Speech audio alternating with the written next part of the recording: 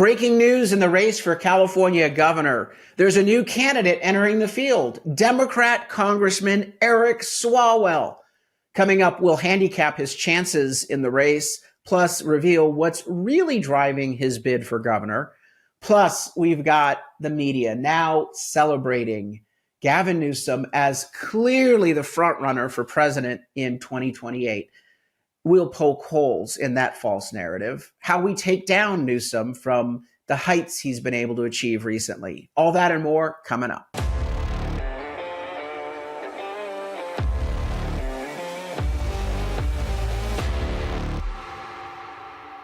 I'm Carl DeMaio, chairman of Reform California and a California state legislator.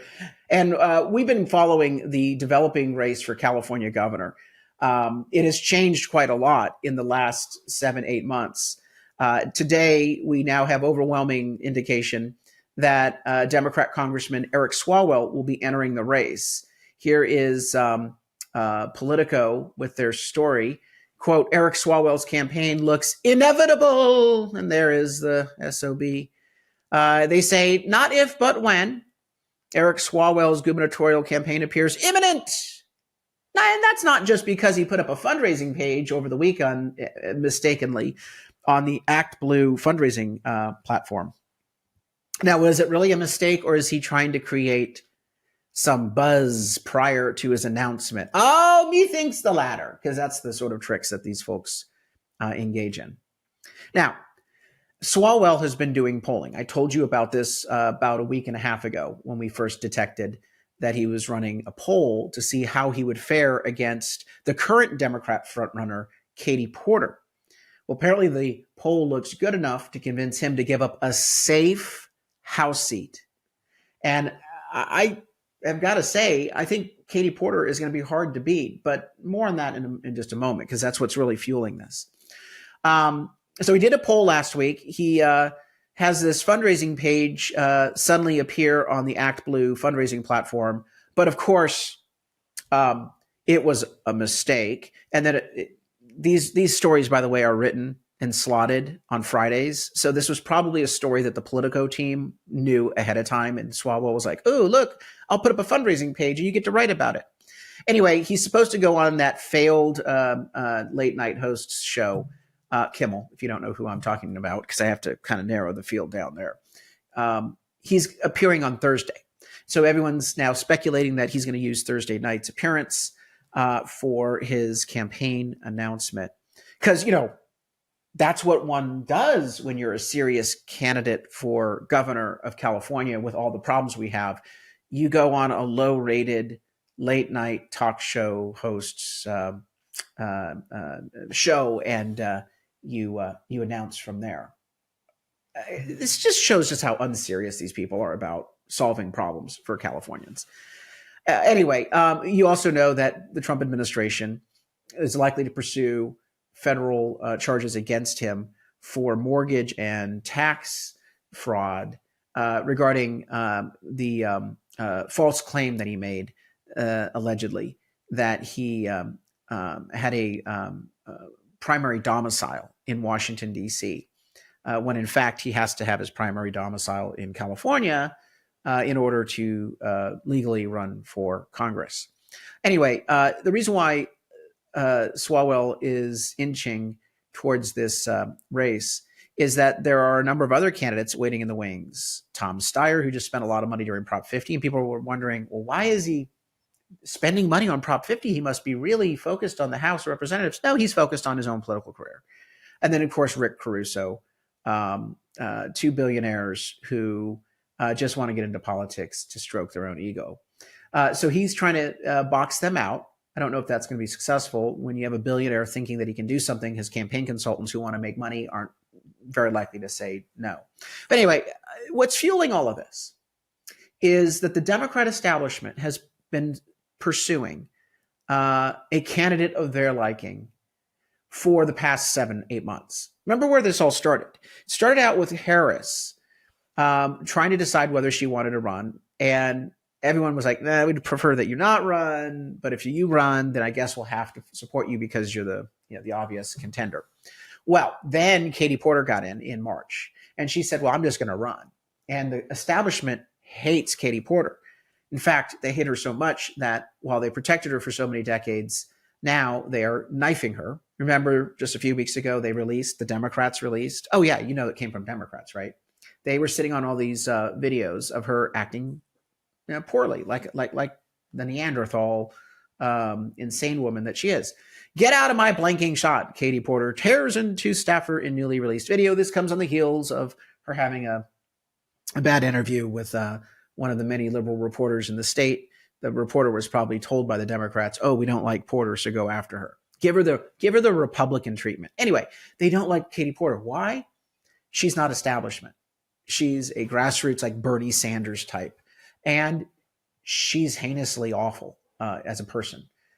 She has treated everyone very poorly, and so when you treat Democrat colleagues poorly, then they're like, well, we don't want to support you because as governor, you're going to be as vindictive as you were when you were a member of the House of Representatives. So they don't want Katie Porter. They also know that Katie Porter is probably one of the weaker candidates, given her personal behavior going public now. So they're looking for someone of their mold.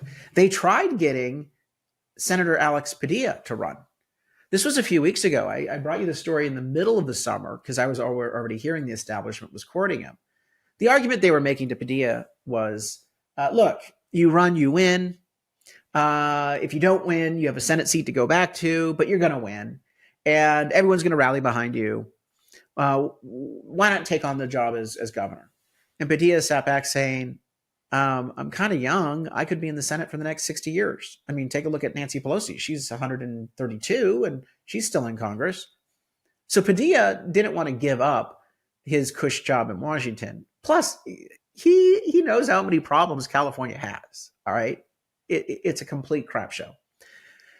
So he decided to pass. And it was surprising because Newsom was the one pushing him the hardest because Newsom and Padilla are friends. Newsom appointed Padilla to the seat when Dianne Feinstein passed away. And so Newsom said, I'll support you for governor. You become governor.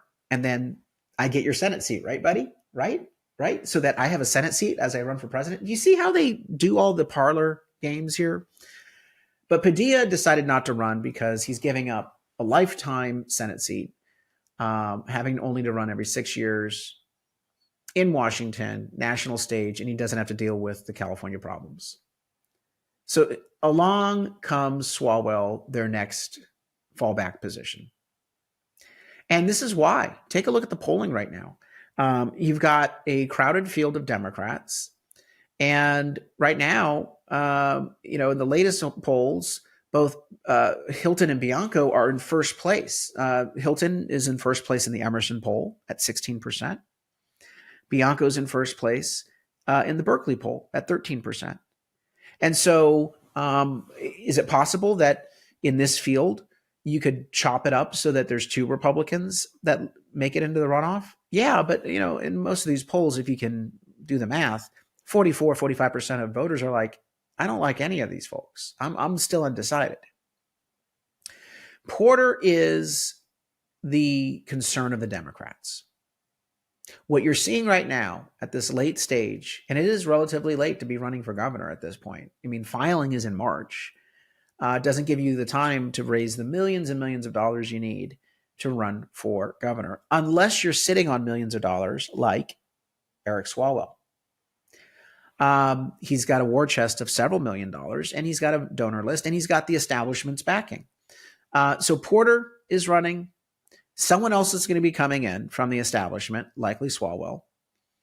And then Becerra, Villaraigosa. Becerra was just hit with a bunch of corruption allegations, so he's not doing very well. Villaraigosa is the choice of the California Chamber of Commerce, and a Latino, but he's kind of stuck as the former LA mayor in single digits.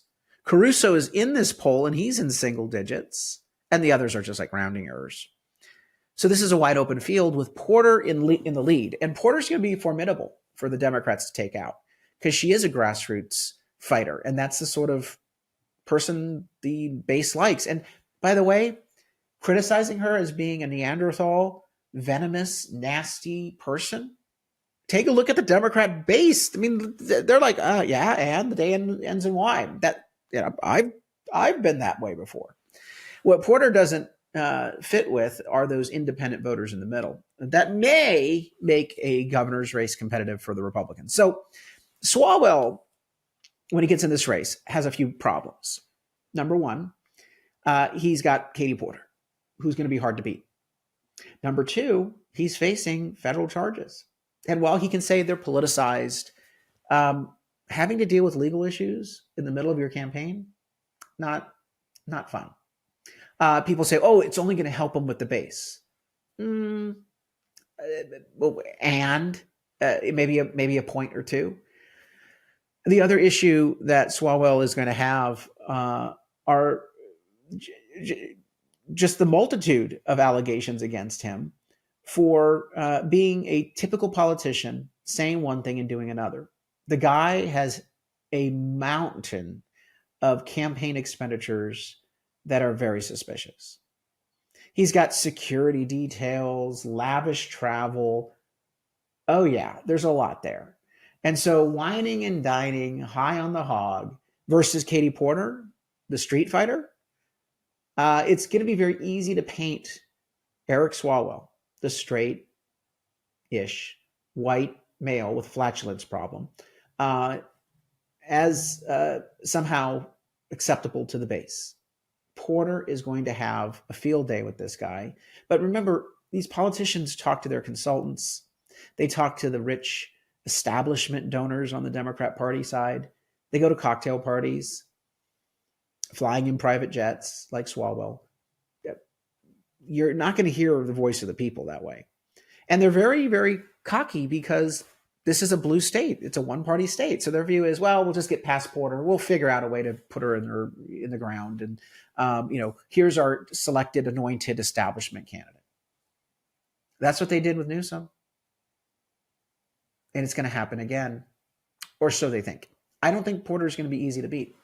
And that does open the door for our Republican candidate in the runoff, because you're going to have a wingnut in Porter, who's really not a nice person at all. And that does come through in people's evaluation in these races, particularly for executive races, because you're going to see this person on TV for the next 4 years. Do you really want to have someone that you don't like? You might be a Democrat. She's a Democrat, but you really don't like.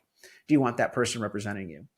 Again, it's still a long shot for Republicans, but it's quite interesting watching what's going on the Democrat side. Being governor of California is a plum job if you know what you're doing. Let's also not forget the guy who doesn't know what he's doing, Gavin Newsom. He's being celebrated. Here's Politico with a puff piece. Admit it, Gavin Newsom is the 2028 frontrunner. So it's such a nauseating column by this guy, Jonathan Martin. The reason why Politico in California is writing this piece is that the political reporters want to, in California, want to be the go-to team in the presidential race. So if their state candidate ends up being the nominee, then they're going to be writing stories and being, quoted all around the country on TV and whatnot, because they're the hometown team. Anyway, it starts out with, no Democrat has had a better 2 years than Gavin Newsom, and because of it, the California governor, a national figure since he was a 36-year-old boy mayor, has claimed a new title, frontrunner. Oh. Okay, he's had a great 2 years. What do you think the people in Pacific Palisades think about that? Or people who are dealing with the crushing cost of living out here? Or people who are victims of crime because of the crime wave that Newsom has allowed to go unabated? Or people who have homeless people in their neighborhood creating crime and grime? It has not been a good 2 years. It's been a good 2 years for this out-of-touch media establishment. What's so hilarious about it, I'm just going to cut right to it, because it's nothing but vomit-inducing platitudes and praise for Newsom the whole way through. Talking about, oh, he overcame adversity. Really? Basically the anointed, choice of billionaires, being given all sorts of money at age like 23 to start his own winery with his buddy, the Getty family, his friend from the Getty family.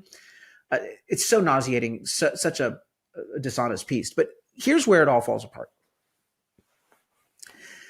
The analysis.